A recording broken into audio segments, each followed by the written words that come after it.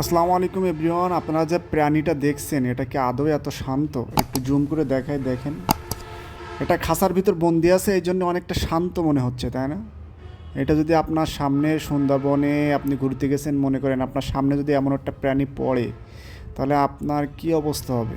আর সে এইভাবে শান্তভাবে বসে থাকবে। ওরে বাবারে, কি বড় গাল দেখতে পাচ্ছেন? এরা এত বড় গাল দিয়ে কি বড় বড় শিকার তারা ধারণ করে, কিন্তু আজ সে খাঁচায় বন্দি। তার সকল দাম্ভিকতা সব কিছু আজ একটা বন্দি সীমার মধ্যে আবদ্ধ।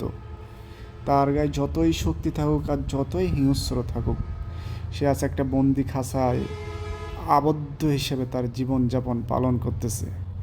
এই জন্য বাঘ দেখতে সুন্দর বনের ভিতরে, খাঁচায় না। এটা আপনাদের প্রশ্ন, কি বাঘ কি খাঁচায় দেখতে সুন্দর, না সেটা বনে দেখতে সুন্দর? সেটা কমেন্টে অবশ্যই জানাবেন। ভালো থাকবেন সবাই। আসসালামু আলাইকুম।